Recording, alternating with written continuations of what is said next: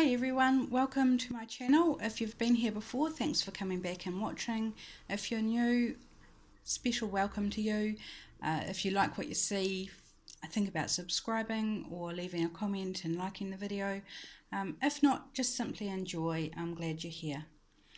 I had all sorts of plans for this video, and in fact this is the second time I've tried to video this because my alarm went off in the middle and cut off the video.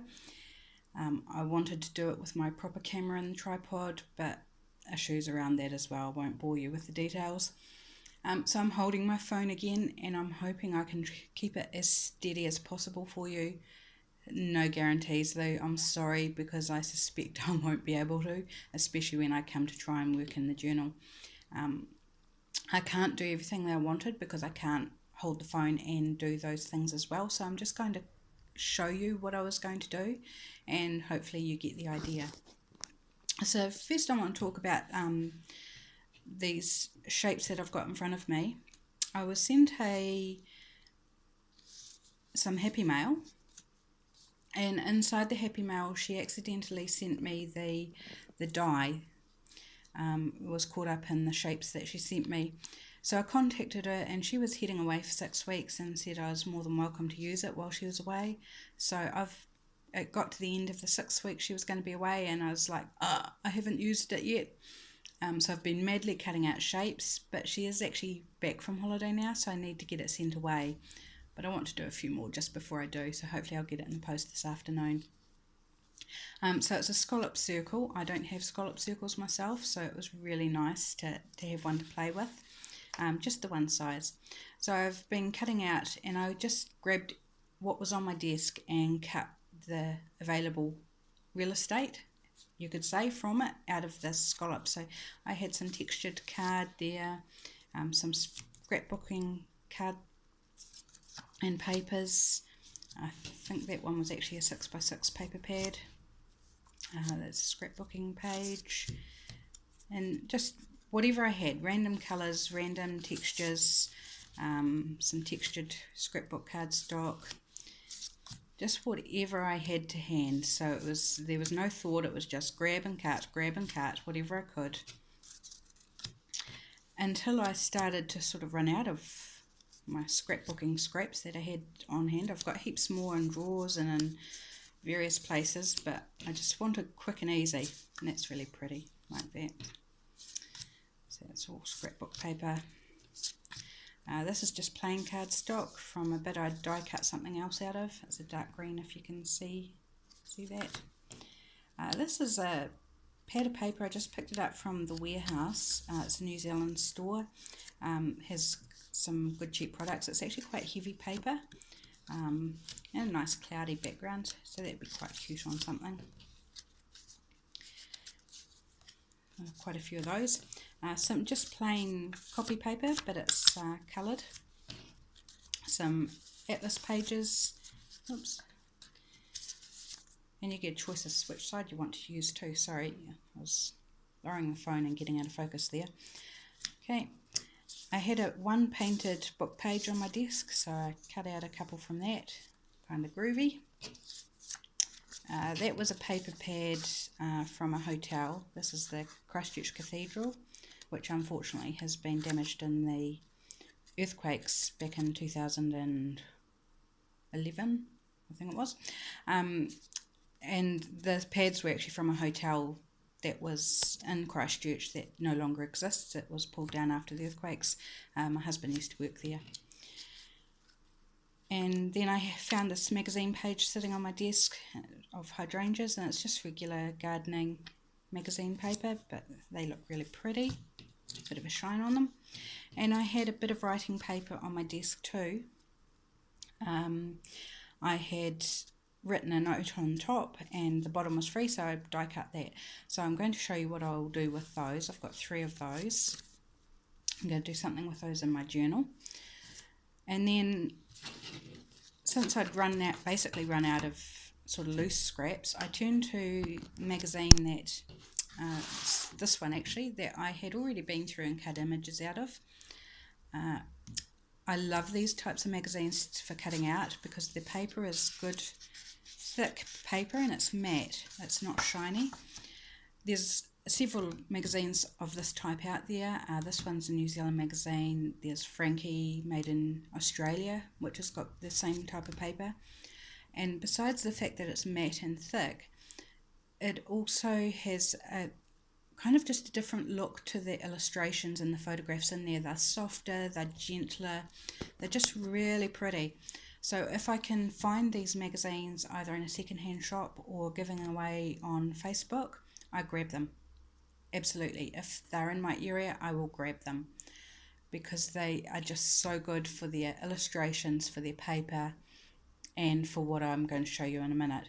And I find it hard to throw them out once I've been through them and harvested images and text. I cut text, words, letters out as well because there's still so much that's usable in them, and I try and use as much of the magazine as possible. And I've got like probably couple of hundred magazines at the moment, so it becomes a bit of a space issue. So on the glossier ones I will harvest and then maybe go through back a second time, and then I might put them in recycling or use them to glue on and that sort of thing. But these lovely quality ones, I don't get them as often, so they're really special, and I really do try and get as much out of them as possible. And I think if I can use as much of it as possible, it's less in the landfill. And I'd love to make my own paper as well, so they'd be great for that once I get the gear. It's something I want to work towards doing. So that's the magazine. I've got these out. So I've done with the die, I've done the same thing. I've gone through and just looked at areas that I can cut out. So hopefully it's in focus. This is just a background, blurred background, but you'll notice it's cut off, and I only had that space sort of free of text to cut. Don't be afraid of doing incomplete shapes. That would be really cool up against the edge of a page, or you could layer something over it, or you could tear it to give it a raggedy cool edge, distress it with ink. You could do lots of things. So don't be afraid to cut out partial shapes because they're definitely usable. And so I just went through the magazine looking for interesting colours and textures. This was some glitter being thrown in the air for an ad. Background, really just muted details, but there's still detail in it and pretty colours. Another one, areas of plain not black colour, that one is black, but just one colour spaces. Sometimes you get them in the background where you just get this beautiful clean bit of area of colour, or you get ones like this that just have a little soft ombre type effect, and they're really cool. That was a article on some handcrafted items. Here's some spaces where there was a lot of blue. It's sort of a greeny blue, but it doesn't show on camera that well. Background, I think it was sky and something, and there was this big building on one page, Mexican cafeteria shop type place. Not an image I'd use anywhere else, but it looks kind of cool cut into little pieces just to add some interesting, and it's got a vintagey sort of vibe with the colours. So yeah, it could be really interesting to use. Some more plain background colour, some grey sky, which is just nice and soft and could be written on. And then there was a page about recycling and reusing stuff, and they had broken up into interesting segments of different textures, such as car tyres and plastic basket box things, whatever you call them. So I thought they were interesting textures. There was a background of a fire. That's the edge of it, and then this one down here is where the flame was. Nice hot colours. That was again from the same page as the tyres. It was a stack of pipes. There was a page with a model wearing this grey jersey, and I thought that was a really cool texture.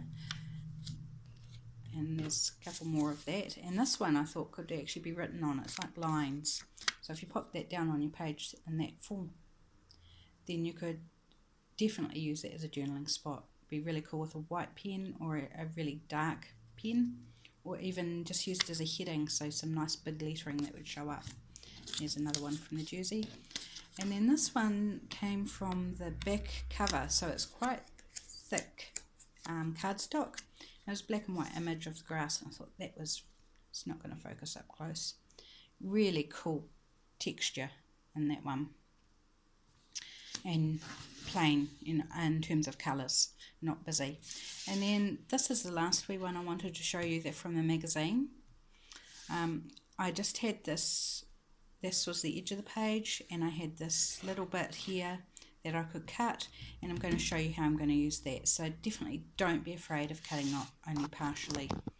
So I'll pull over my journal here, and I'm going to try and hold the phone and the journal page down at the same time. I don't think it's going to work that well, but I really hope you can see what I'm trying to achieve. So I'm going to place that in the top corner, like so. Now it could go down in the bottom, and you could glue it on two sides and use it as a little tuck spot. But in this case, I just want to decorate the page with it. I've got heaps of pockets and tuck spots in this journal. I'm sorry, just almost dropped the phone. So I just want to decorate the page. It's a coffee dyed page, but I just want to dress it up a little bit, give it some added interest. So I'm going to pop that in the corner. If I had my hand free, I would glue it down and show you, because this isn't going to sit very nicely for me. I'm going to lay it with a banner die cut. As you can tell, I've already played with this and how I want to do it. And then I've stamped this feather onto some tissue paper and torn around it, and I'm just going to pop that on top. I may put a little gem or sticker or something over top of that as well, but that's basically what I want to try and do, just to give that page a little bit of something. I find it difficult to leave a page completely blank, even when it's tea dyed.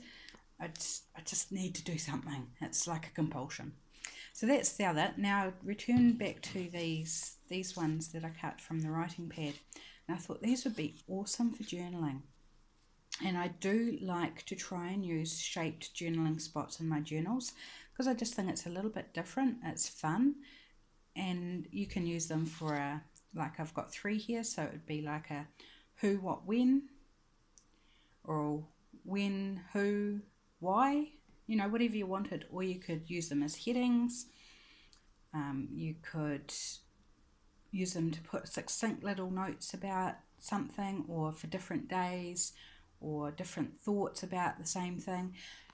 You could use them in lots of ways, but I'm going to put them on a page, and I've got a page back here that I want to pop them on. It's a music page. So what I want to do, and I'm sorry again that I can't glue them down and show you, and I hope they'll stay in place, so at least you can get the idea. And I've already played with the arrangement of them. I've tried them different ways, and I like them this way. So you still get the peaks of the music paper underneath, and for journaling. And then I'll pop a sticker or a picture or something, some sort of embellishment down in this bottom corner, just to complete the page, and that'll be that page done. I might ink around the edges. I haven't decided yet, but I obviously can't do that on camera. But there you go. I hope there's some ideas there for you on how to harvest magazines, what to harvest, and how to use those things then in a journal context. It doesn't even have to be a journal. It could be a card or a scrapbook page. It could be anything you want, really. But yeah, I hope you've enjoyed. Thanks for watching, and I'll see you again soon. Okay, bye.